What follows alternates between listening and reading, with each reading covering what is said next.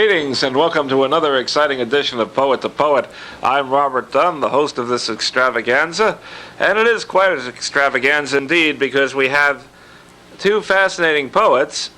Not only that, but we've made a new friend in the profession. There's a new magazine floating around that nobody can pronounce. I just want to give them a hello here. It's called Ratapalax, or, well, you get to name your own category, as a matter of fact. And it's a fascinating magazine. And two of the early contributors to the magazine are with me now. And we have Ron Price over here. And we have Richard Levine over here. And before we get into them, I want to mention that we're coming to you from the Planet One Cafe on East 7th Street, just off 1st Avenue. And there's all sorts of fascinating vegetarian specialties offered in this place, and we thank Annette for letting us come in and take over the place for a little while so we can do our little business on the program. Anyway, now it's time for the poetry. I think we'll start with Richard Levine. Hey, Robert. Hi, a fascinating character, poet and fiction writer, published in numerous literary journals and anthologies like the aforementioned Ratapalax, and of course our own, mustn't let this go by, our own Medicinal Purposes literary review, which we're very proud of. And let's see, you have an ideal for writing. An ideal for writing? Yes, the power and concision. Well, I've always been a fan of blues music, and I like the imagery, the repetition, the power that they get out of that. So we're going to get some bluesy stuff today, then? Well, I hope so. I thought I'd start off with a poem about baseball, since we're filming on the day after the opening day. And the Yankees are way ahead, and the Mets are not far behind. Let's go, team.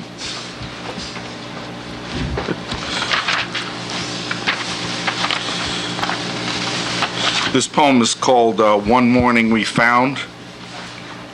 One morning we found the near corner of the long meadow mowed into 6 diamonds in the rough. Cleated anticipation made a parade of our walk over the grass arcs, rippling out from the sandy baselines. We could smell neatsfoot oil and moments when we could live in that pounded pocket of time where all that matters seems so clear. Everyone watching breathes together as if life were caught in that 2-out full count torque, cannonading toward us, fast and true. Now you're talking. Batter up, easy out. Ron, I want you to go out for a couple of long bunts that will be hitting to you in a moment.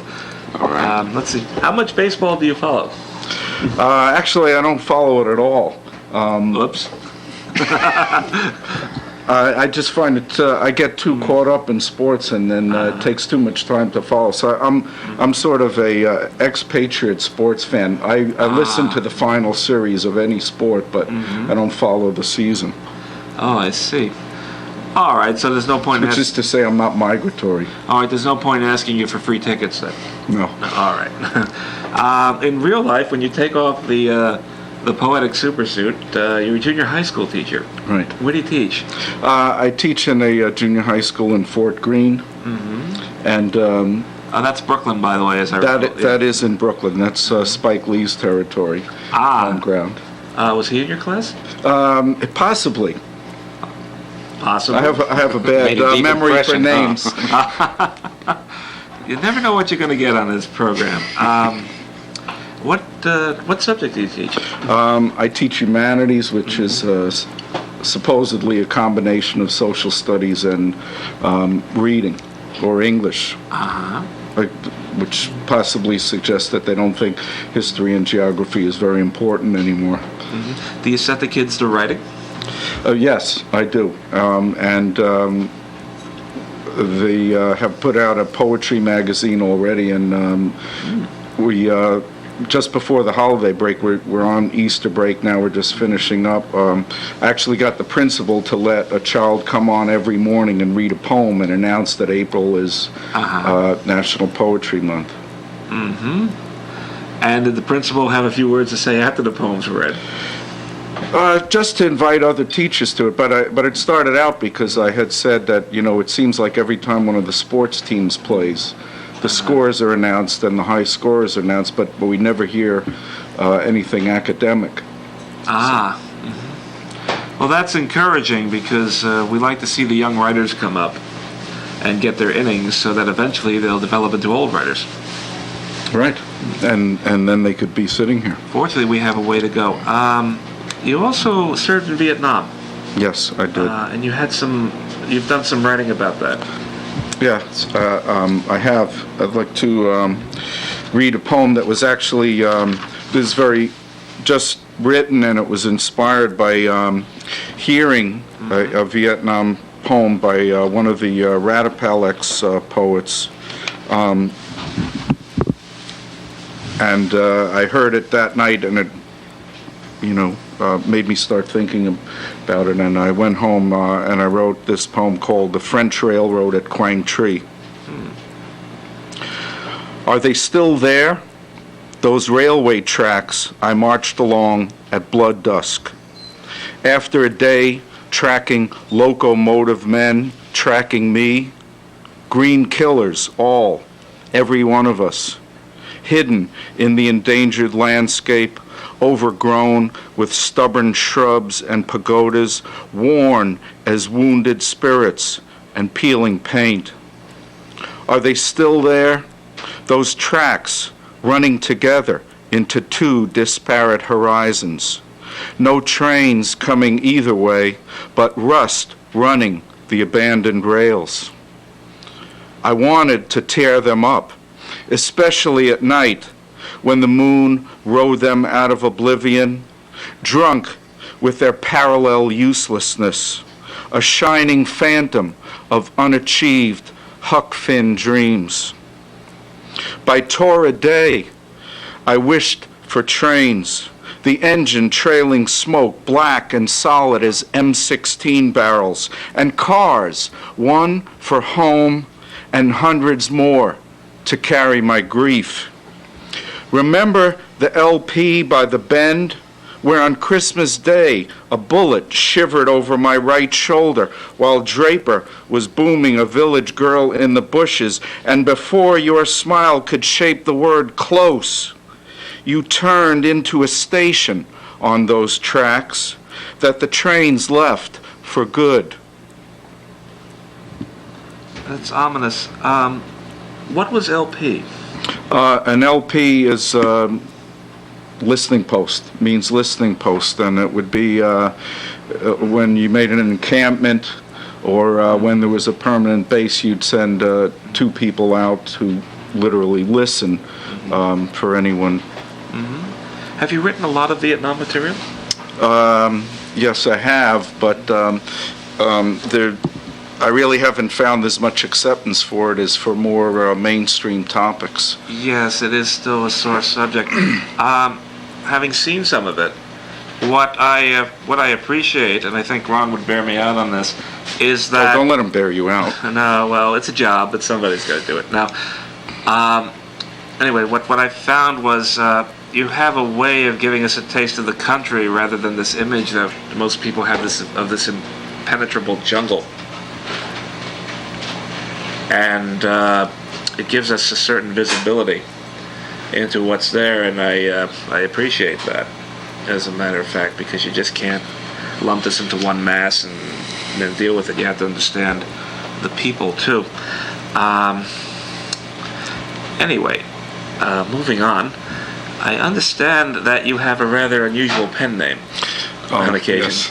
And actually, it's a source of some pride, because I think it's a sort of honor that I'm not aware that any other American poet has, and that is that I am anonymous. I beg your pardon? I am anonymous. I have a publication here, and this is my poem. Yeah. This is from a 1997 literary publication, and at the bottom it says anonymous. And I'll be darned, you're the guy? I am. You wrote all I am. those poems? And Celebrity. Hey. see, I had sent in some work to this publication, and I got back this letter dated October 10th, 1997. It says, unfortunately, they had sent me an acceptance, and then about 8-10 months later, I wrote them and said, when do I get my contributor's copy? And then I got this letter returned. Unfortunately, your name got separated from the list at some stage when the chapbook was being assembled, and we knew your poem was one which we wanted to use since it was a finalist. Reluctantly, we had to put the poem in listed as by anonymous. I sent back the following letter. Yeah. I can't begin to thank you enough for separating my name from my poem. Oh, dear. Why, I'll be rich. Think of all the copyrights I may now claim now that I could prove, thanks to your letter of 10/10/97, that I am anonymous. It boggles the mind. I expect the largest royalties from folk tales, folklore, folk songs, with Renaissance lute etudes lending some class to the collection. But I promise not to let fortune or fame go to my head, or forget those who helped me on the way up. In fact, if you would be willing to publish some of my other poems under the byline public domain, I might be persuaded to donate a new library to your university, if you will agree to call it the Federal Witness Relocation Library. The rest of my wealth I will leave to my children, because after all, to err is human. So, Great. this is my other name. Whenever you see something listed as anonymous, that's me. All right. So people remember that you actually are Richard Levine. Do you have a short poem that we can hit him with? Okay. Well, why don't I read one of the poems that I have in Ratapalix, which is, by the way, a word that Wallace Stevens used twice in one of his poems. He got his mouth washed out with soap for it. I think so. This is called Coming Home Late.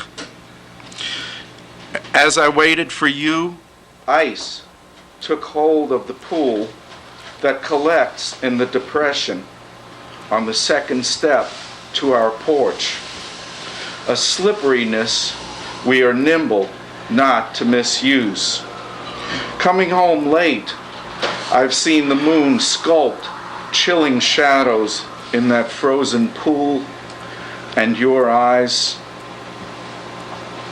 Well, Richard Levine, or whatever your name is, I want to thank you for coming on Poet the Poet, and we'll be back in a moment with Ron Price, so don't go away. Thank you.